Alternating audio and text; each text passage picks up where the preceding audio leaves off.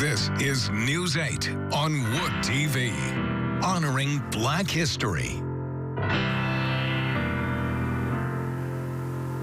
Well, Black is beautiful, Black is bold, and Black history is what we'll honor tonight. Good evening, everyone. Glad you're here. I'm Donovan Long. And I'm Brittany Flowers. For the next half hour, we'll share stories of Black history here in West Michigan. We'll explore everything from the evolution of policing all the way to highlighting Black inventors. We'll also explore the history of Black-owned businesses in Grand Rapids, how a man is using his platform to ensure minority business owners can also thrive in our community. And it's a connection that no one else can experience. Plus, creating community on the slopes, how a ski group is giving a lift to young people to make winter sports more diverse.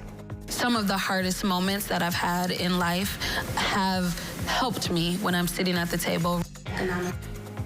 And Representative Christian Grant gets personal about being the first African-American from Metro Grand Rapids elected to the State House.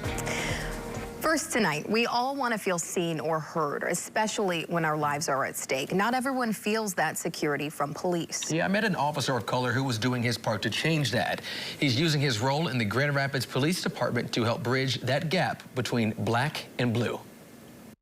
History shows us what these officers got away with in 1991 and what this policeman went to prison for in 2020.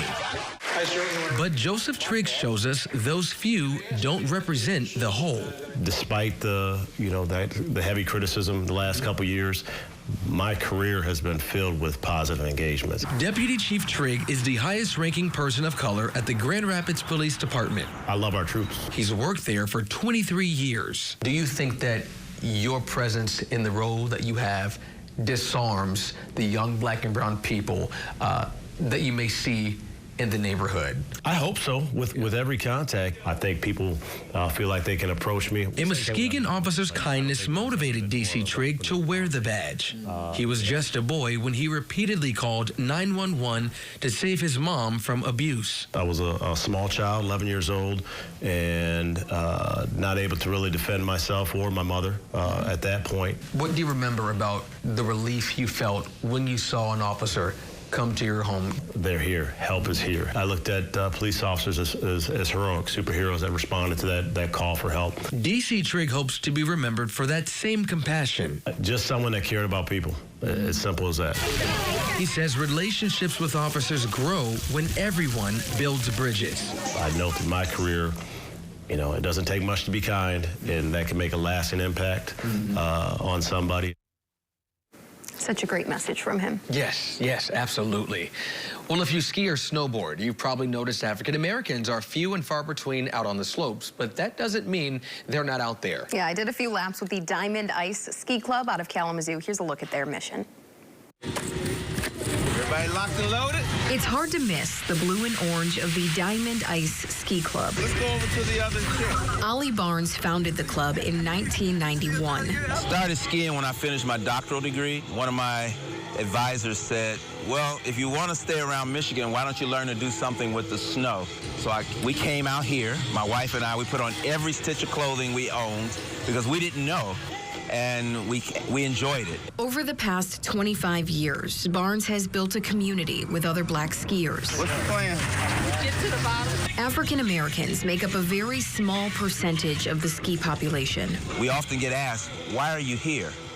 And our response is just to look up the hill and go, we're here for the snow, like everybody else. Barnes is working to dispel many of the myths. A lot of folks believe that African Americans don't want to be outside because it's cold, and that's just not true. It's also the fear.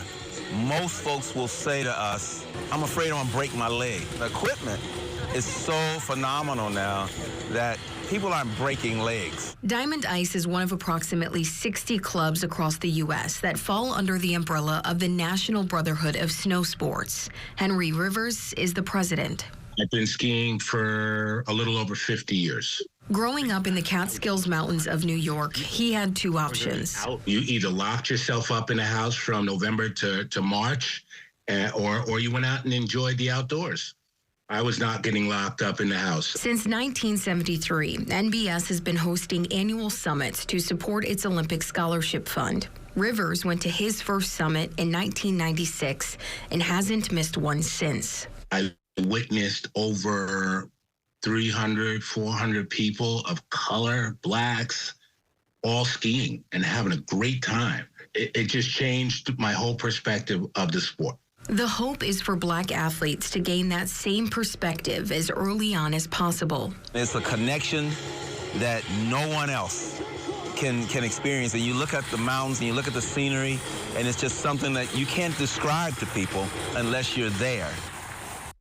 So the National Summit this year is in Big Sky, Montana. They'll be there today, actually, through March 2nd. I love that. And what I really love about this group is that they're like providing representation for a group of people who who maybe not see themselves on the slopes like that. Absolutely. And people as young as 6, 7, 8 years old, all the way up to 60 are joining their group still to this day. So that is fantastic. Never too late to start. Never too late to start.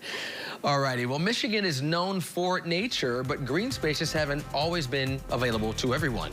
How one nonprofit is getting to the root of that problem still ahead. And later, celebrating innovators. A look at some of the displays uncovered at the Grand Rapids Public Museum this month and the programs they hope to continue for years to come.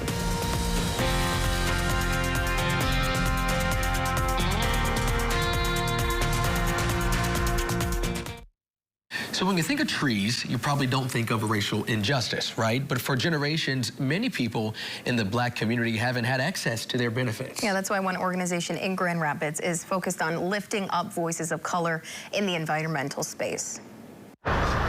They're all around you, but you might not realize how beneficial they really are. We just can't state enough the benefit of trees from a physical and mental health standpoint. Since 2008, Friends of Grand Rapids Parks has been focused on bringing these benefits to everyone. We have planted about 3,000 trees. The city has planted another about 7,000 trees since we started tree planting really intensively with under Mayor Bliss's leadership. But as Stacey Bear will tell you, the work is nowhere near done, and the main focus are communities of color. So there's 3 big corridors in Grand Rapids where, because of redlining and historic exploitation, if you think about Cesar Chavez Granville corridor, South Division corridor, and the near west side, there have not been enough trees planted. Having more trees and more access to green space is critical. A grant from the U.S. Department of Agriculture will allow them to continue that work. It's the biggest grant we've ever got for planting trees in Grand Rapids. $5 million that over the next 5 years will be translated into trees, jobs, and improved forest health. For trees, that might seem like a lot of money, but the price tag might surprise you. We look at the cost of a tree as anywhere between $650 and $800. And so that includes the basic cost of the tree. That includes the community outreach and volunteer engagement that we've got to do. It's that collaboration that captured the attention of the federal government. It was a perfect fit for us to partner with Friends of Grand Rapids Parks on this initiative. Kareem Scales is a board co-chair with the Community Collaboration on Climate Change, better known as C4, a BIPOC-led environmental justice group. When we look at the environmental space, typically this isn't a space that, just to be frank, has been inhabited by people of color and from under-resourced communities, right? Scales recognizes the importance of changing that narrative. We see this as a huge opportunity to, one, provide more education, but also it's important because the number of jobs, right, and the economic impact. It's an exciting time, and it's really interesting to think that at the end of this, in 5 years' time, we will have moved a long way to solving a generational problem, a generational injustice, by ensuring that every street that needs trees and wants trees will finally have the trees necessary. The city of Kalamazoo also received a $1 million award from the USDA Forest Service grant. They plan to use those funds towards tree planting, tree maintenance, and removing trees in declining condition. Still ahead, a better place to do business. How the owner of a company in Grand Rapids is using his experience to create more opportunities for minorities.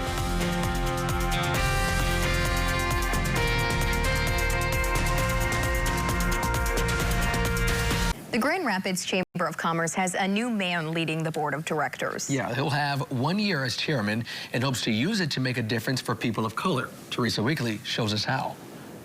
There is a message in terms of us being ambassadors for West Michigan. That's been a negative message, that West Michigan is not a place for people of color to succeed in the business world. James Bile hopes to change that message. He owns Belding Tool and Machine along with his first business, Multi-Automatic Tool and Supply in Grand Rapids. We supply those companies that make round metal parts. So we have tooling, we have replacement parts for their machines. That's sort of our sweet spot. Bile's story goes against the odds. People of color own less than 1% of the businesses in Grand Rapids that bring in $250,000 a year or more. A bank loan helped him get started in 1996. You're paying your monthly rent because you signed a lease and you're paying for an employee. You know, that money gets eaten up pretty quickly. So the more business you can get quickly as a startup, the better off that is. What helped Bile succeed early on was a conversation with someone who knew his dad. This buyer said, James, when you start your business, let's talk. And we did, and then our first purchase order that we received was from this buyer. That buyer worked for Delphi Automotive, a company with a minority supplier development program in place. It led to a contract Bile says continues to help his business grow. The experience reminds him of the day his daughter had to drive their boat to take it out of the water for the season. So we have these white caps coming in, these big waves. I thought, oh no, she's never even driven the boat by herself. He gave her a chance, and she did it. Sort of believing in her, and between that just gave her ownership. Like, she's our boat captain. Delphi gave Bile that same chance 28 years ago. Believing in me and believing in our team, and started to do business. And, you know, the business that he gave us was really some pretty critical detail. So it helped sort of create an expertise and set us on our path. As the new board chair for the Grand Rapids Chamber, Bile hopes to create momentum for a message that says West Michigan is a place for everyone to do business. I think that would be crucial to changing our long-term direction. Teresa Weekly, News 8. Well, we've also spent the month highlighting several Black-owned businesses across West Michigan. Yeah, our digital team profiled 6 business owners throughout this month, from a local gun shop to local retailers and jewelers. Yeah, Madeline Bursma, one of our digital reporters, joins us now to kind of unpack this series. Good evening to you, by the way. Yeah, thank you so much for having me. Absolutely. So you, of course, highlighted a bunch of businesses. Which one stood out to you the most? Yeah, one of the ones that really stood out to me was My Brother's Keeper Security Solutions. It's a gun shop in the Grand Rapids area owned by Reverend Willie Anderson. He's a ordained minister, and he has a counseling background, and he said he really sees his business as a ministry as he works to serve the community through things like a free gun lock program, and really oftentimes has people in there just to talk with him. Wonderful. What do you think is the driving force behind him creating this business?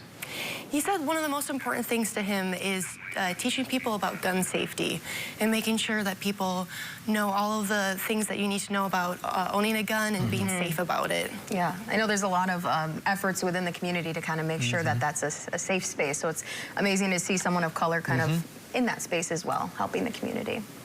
Well, we have a whole list. We have all 6 of the businesses that you profiled. Those are all up on our website. So we appreciate you looking into those and talking about some of the ones that stood out to you here. So you can check all those out on our website at woodtv.com. All righty, appreciate it, Madeline. All righty, coming up, we go one-on-one with a West Michigan representative, how she's making history at our state capitol.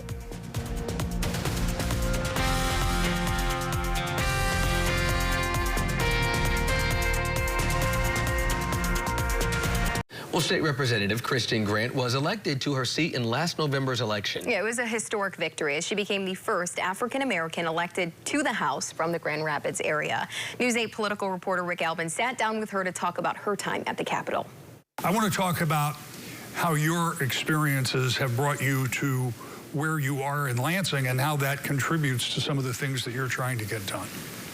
Yes, absolutely, and thank you for having me. So a little bit about myself, born and raised in Southeast Grand Rapids, so really blessed to represent the district that I was raised in. Graduated from Grand Rapids Public Schools, went to Michigan State, and when I returned, I had a young child when I returned from Michigan State, and as parents do, you're thinking about where will my child be attending school and what will be, you know, the resources that they have access to. And I remember another parent talked to me and they said, if you feel like the public schools are missing something, you should be a part of filling that gap, right? So instead of us pulling our kids and sending them elsewhere, we should be filling the gap for the kids who need advocacy. And I was pretty young at the time. I was 22, and they were talking about running for school board is what they were alluding to, and I said, not quite ready for that yet. But 4 years later, she was ready and served on the GRPS board and later as the board chair. And in 2022, took that experience to Lansing. How important is that life experience, not just being from this district all your life, but really being involved in a meaningful way before you headed to Lansing? How does that inform what you do in Lansing? It informs every single thing that I do. And the relationships that I have, acknowledging when I don't know something, who to reach out to and who to ask, about their experience. But like you said, there's so much that comes full circle. I remember for 6 years going to Lansing, going to DC, and begging for some very basic things for our students, and realizing that it was quite frankly falling on deaf ears.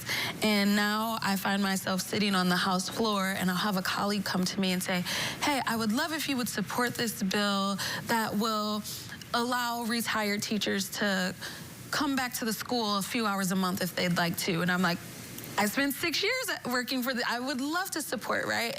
A conference on urban investment that brought lawmakers from around the state together in Grand Rapids was just one of the representatives' initiatives in her first year in office. She said a lack of such investment created a cycle of poverty in areas she represents. Well, she's only beginning her second year in the House. If she could go back, what would she say to herself? If you were to go back and talk to that 22-year-old woman who was being approached to run for the school board and who said, I don't think I'm quite ready, what would you tell her if you fast forward today and look at what you've been able to deal with and accomplish since that time that you first were encouraged and did finally run? Wow. I would tell her that life is her greatest, her experience is her greatest asset. And I have seen, when we talk about full circle, some of the hardest moments that I've had in life have helped me when I'm sitting at the table writing policy and speaking for people. So it was all for a reason. And I feel she would be happy to know it's not in vain. I'm Rick Albin. Well, from the egg beater to the super soaker, one of our local museums spent time highlighting the impact Black innovators have had around the world. Oh, you can see how much of a game changer they've been still ahead.